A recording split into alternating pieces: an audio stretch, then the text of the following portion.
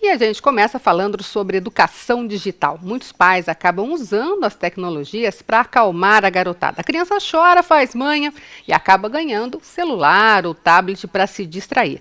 Mas olha só, dá para usar essas tecnologias de uma boa forma com a garotada. Para falar sobre isso, nós convidamos a psicopedagoga Maria Carolina Lolli. Tudo bem? Mais ou menos. Tá Um meio pouco rouca, sem né? voz, mas acho que dá para falar alguma coisa.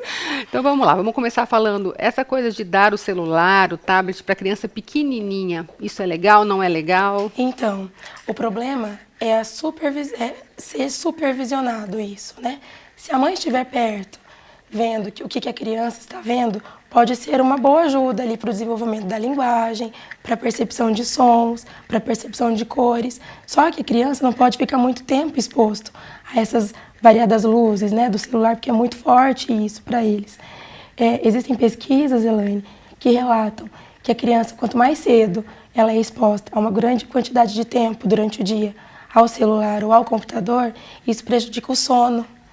Então a gente precisa ficar bem atento quanto a isso, né? Quer dizer, vai ficar quietinha naquele momento, mas depois vai ficar agitada. Porque eles ficam agitados conforme... Porque o celular e o tablet, eles apresentam muitos estímulos para a criança, né? E esses estímulos, então, podem causar excitação.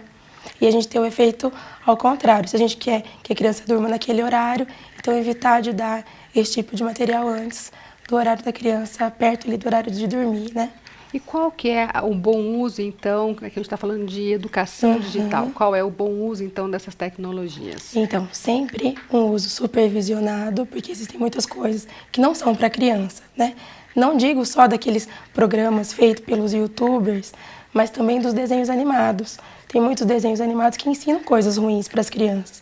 E como que a gente quer uma criança que seja educada se ela assiste um desenho que o personagem principal ensina a rotar ou emitir ruídos? Daí quando o pai vai conversar com a criança, ela fica emitindo esses ruídos também, né? E depois o pai chama a atenção, só que não percebe que a emissão desses ruídos é por conta do desenho que a criança está assistindo e não pela falta de educação, na verdade, né? Então o pai tem que conhecer aquilo que está sendo mostrado para o filho. Porque muitas vezes o que acontece? A gente quer que a criança fique quieta, então entrega essa ferramenta e a criança se distrai, mas a gente não está prestando atenção no que ele está vendo, né? Então, em função disso, sempre conhecer o que se mostra para a criança. E a partir de que idade é o ideal se começar a deixar um pouquinho, depois tirar? Pois é, não tem uma idade, não existe pesquisa que nos aponte isso. Na minha opinião, a partir do momento que a criança começa a entender, quando a criança começa a adquirir linguagem, a partir dos 3 anos de idade, já seria uma idade boa. Porque a criança vai ter maior coordenação motora, que a gente chama de praxia. Então, ela vai ter coordenação para segurar um instrumento, não quebrar, porque muitas vezes ela cai, derruba, a mãe fica brava, né? Então, daí já prejudica. Então, por volta dos 3 anos. Agora, existem aplicativos também e até programas que podem ajudar na educação, né, digital. Com certeza. Inclusive, para as crianças que têm dificuldade na aprendizagem. Aqueles sites que têm textos, ferramentas com mais estímulos visuais, figuras, são muito úteis para essas crianças, porque elas vão aprendendo no ritmo delas. Então, elas avançam conforme elas conseguem fazer a leitura ou as atividades. Só que, em contrapartida, esses mesmos sites eles podem prejudicar. Quando isso acontece?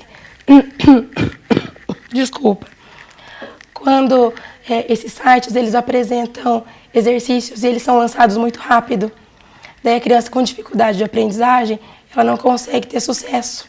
Aí desmotiva. Daí desmotiva, ela não vai querer fazer e daí vai gravar aquilo na cabeça, né? Olha, eu não consegui fazer igual meu amigo, então por isso prejudica. Aquela pode gerar uma sensação de fracasso mesmo. Isso mesmo. E quando a gente lida com dificuldade de aprendizagem, eu posso falar para você que 80% é a questão afetiva. Então, por isso que a gente tem que tomar bastante cuidado na questão do estímulo bom e do estímulo ruim. Tudo que atrapalha na aprendizagem, seja uma interferência da professora, que não é muito boa, ou às vezes a comparação, sabe? Entre o irmão que sabe bastante coisa e a criança que tem mais dificuldade, tudo isso atrapalha. E nem sempre, então, um aplicativo, de repente, que o irmãozinho está jogando, ou está desenvolvendo, está gostando, pode ser bom para o outro, seja mais velho ou mais novo, então. Isso. Então, assim, a gente tem que... Existem programas para determinadas idades. Da mesma forma são as ferramentas do computador. Existem sites para cada idade, assim como jogos, né? Tudo isso pode desmotivar uma criança menor. Então, por essa razão, o pai e a mãe devem estar bem atentos para aquilo que a criança está fazendo, né? Tem um trabalho na área de TI, de análise de sistemas, que orientam que as crianças, a partir dos 4 anos, conseguem já ir aprendendo, claro, de uma forma bem simples, programar. Né? Existem sites como CodeWar, Codecademy, que acabam, através de joguinhos ensinando a criança a programar. A partir dos 4 anos, eles dizem que já é uma idade para se começar. Como é que é visto isso? Então, o desenvolvimento humano ele é dividido em etapas. Até os 3 anos, a criança ela está na fase sensório-motora. O que seria isso? A fase em que a gente aprende mexendo. Então, eu lido com os objetos, com os estímulos, e isso me faz conexões nervosas. A partir dos 4 anos, a criança ela já está entrando na primeira janela de oportunidade. Então, quanto mais estímulos forem oferecidos, melhor para o desenvolvimento dessa criança. Talvez o que eles utilizem, essas brincadeiras simples, sejam brincadeiras de raciocínio lógico, que façam a criança, então, pensar, e daí por fases, né? Até a criança conseguir ter um desenvolvimento favorável na programação. Então, 4 anos já é uma boa idade para assim, incentivar um pouquinho a mexer com isso. Porque 4 anos a criança ela já tem um raciocínio pré-operatório, que a gente fala. O que seria esse raciocínio pré-operatório? Ela está entrando na questão da lógica. Então, é até bom o incentivo da matemática, sabe? Quantas coisas que eu tenho aqui, né? A partir dos 4 anos. E a criança mais velha também pode começar nessa área, não tem problema, né? Bom, a gente adulto aprende, a criança também, melhor ainda para aprender, né? 10, 11 anos também é uma boa fase para incentivar. Sim, quanto maior, melhor, né? Assim, por volta dos 4 anos, como eu disse, dos 4 aos 7, é a primeira janela de oportunidade. Então, nessa fase, é o boom do desenvolvimento cerebral. A partir daí, se a criança for bem estimulada, a partir dos 7 anos, 8 anos, ela vai ter mais sucesso ainda. Qual que é a orientação para os pais, então, que estão assistindo ao programa, em relação a tecnologias para a garotadinha? Primeiro de tudo, cuidado, né? Conheça aquilo que o seu filho está vendo no computador. Desculpa. Além disso, os sites, esses que eu falei, né? Que tem os textos, tudo. Tem sites bons e tem sites ruins, é claro, né? Aqueles sites com menos informação e com mais desenhos, mais canções, estímulos sonoros, estímulos visuais, são melhores, né, com figuras. Porque a criança que tem dificuldade, por exemplo, ela vai ter maior dificuldade na leitura e na interpretação de longos textos. Então, quando a criança está em casa, tentando reforçar aquilo que foi aprendido na aula, esses sites com mais recursos visuais e auditivos são bem melhores, né? Então é isso que os pais devem procurar. Simplificar e não complicar mais. Porque existem sites muito complicados que a gente vai até prejudicar o desenvolvimento e até prejudicar, de certa forma, aquilo que foi passado na sala, né?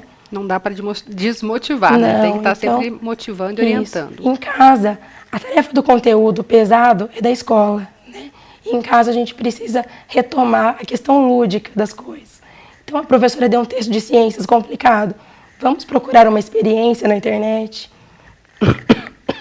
ou ferramentas, desculpa, né, sobre aquele conteúdo.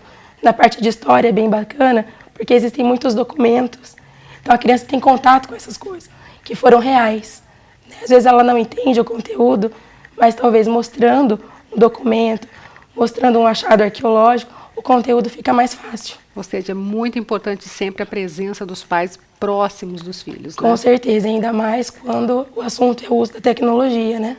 Ok, então muito obrigada pela sua participação, mesmo Roquinha veio aqui desculpa. conversar com a gente, imagina. Nós agradecemos.